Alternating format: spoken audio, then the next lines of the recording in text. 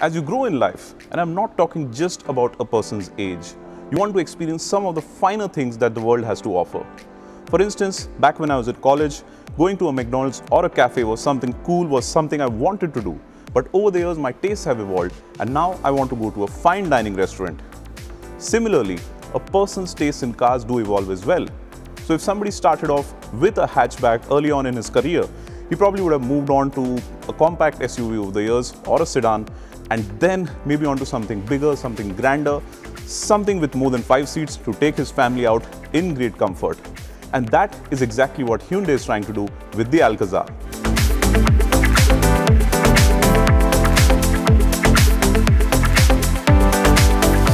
We drove a prototype of the Alcazar a couple of months ago very briefly, and the impressions were really good. And now that the Alcazar has gone on sale, it's time to get behind the wheel and see how much more does it offer over the Creta, which is Hyundai's most successful nameplate in the country.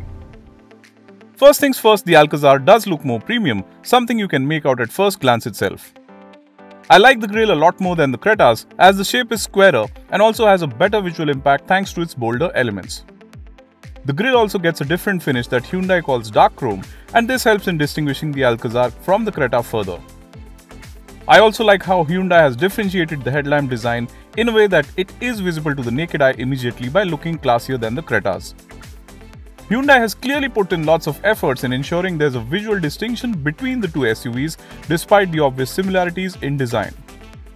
The Alcazar looks more wholesome from the sides with its increased length and of course the bigger rear section.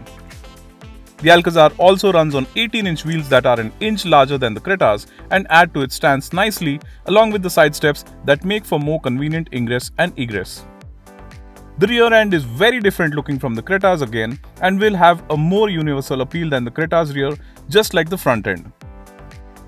So this is a substantially larger looking SUV than the Creta, and that's obvious because the wheelbase is up by 150mm, overall length is up by 200mm, and that is quite an update for the Alcazar. Of course, it's also 40mm taller than the Creta. And that's besides the fact that the ground clearance is now up by 10mm, as this one runs on 18-inch wheels and not 17-inch ones like the Creta.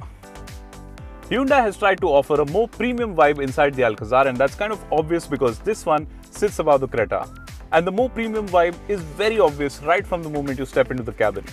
And the other thing, of course, is the fact that this one targets buyers who are slightly older, in their late 30s or even older perhaps, and which is why the entire theme, the layout, the colors, the design, everything has been done in a way that it suits their kind of taste, something which is more mature and not very youthful. And it's the attention to detail that makes the Alcazar's inside special. The dashboard plastics are nice to the touch and exude a premium vibe, while the liberal use of brushed metal adds to the vibe significantly. The steering wheel is the same flat bottom unit as the Creta, but the wheel and drive selector lever both use a perforated leather finish seen in luxury cars, making for a more upmarket feel. A bigger highlight is the new 10.25-inch display for the instrument cluster. It looks a lot better than the Creta's, as if belonging to something like a Mercedes-Benz, and you can even switch themes depending on the driving mode. It also integrates the blind view monitor, and depending on whether you're turning left or right, the speedometer or tachometer function as displays for the respective cameras. The Alcazar's massive panoramic sunroof adds to the cabin's luxurious feel as well, and needless to say, this SUV continues Hyundai's tradition of pampering occupants with a rich and luxurious feel. Expectedly, the Alcazar also comes equipped with the latest in connected technologies. These include Hyundai's trademark BlueLink that lets you use voice commands for a host of functions, be it making a phone call, opening or closing the sunroof, changing temperature settings for the air conditioning system, and more.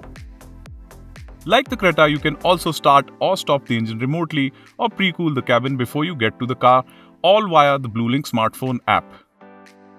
Then there's the advanced air purifier with a display for the AQI or Air Quality Index and a touch function which constantly monitors and purifies the air inside. Like the Creta, the Alcazar is also equipped with a premium audio system from Bose, which offers excellent audio quality. You also get a built-in navigation system with live traffic updates, which means that you don't have to depend on your phone's internet connection. Hyundai seems to have made a habit of offering several segment-first features in every product it launches, and the Alcazar continues that tradition. So Hyundai is offering the Alcazar as a 6 and 7 seat SUV both, but I can certainly tell you that a lot more focus has gone into the 6 seat version because this is the 6 seat version. I'm sitting here in the second row and it's really comfortable. I really like it in here. I've got a manual sun blind here. Then I've got a large armrest with a glove box. There's a wireless charging pad, a tray here that actually has a slot that's big enough to hold an iPad even, not just the phone. And of course, this is a really nice place to be in. So the best seats in the house here are the two captain seats in the second row, given the comfort and the relaxed feel they offer. In my opinion, the 6-seat version of the Alcazar is the one to look at unless you really need 7 seats.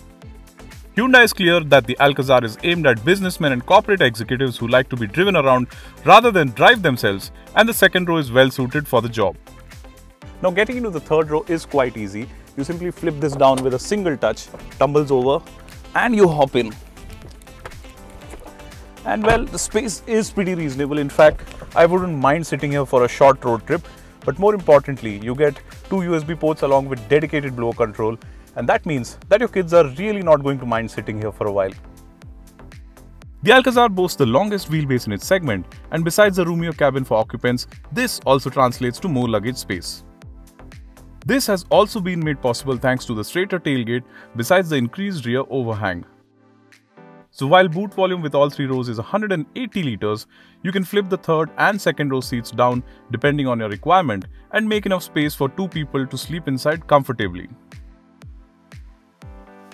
Hyundai is offering the Alcazar with petrol and diesel engines both. What we are driving right now is the 2-litre petrol automatic. Now the diesel on offer is the same 1.5-litre diesel engine from the Creta, but of course Hyundai has tweaked its gear ratios in order to make sure that the additional weight and the additional loads that this SUV is meant to carry are taken care of. Coming back to the petrol, this is the new generation version of the 2-litre naturally aspirated engine that we've seen in the Tucson, and it is slightly more powerful now, offers 159 PS.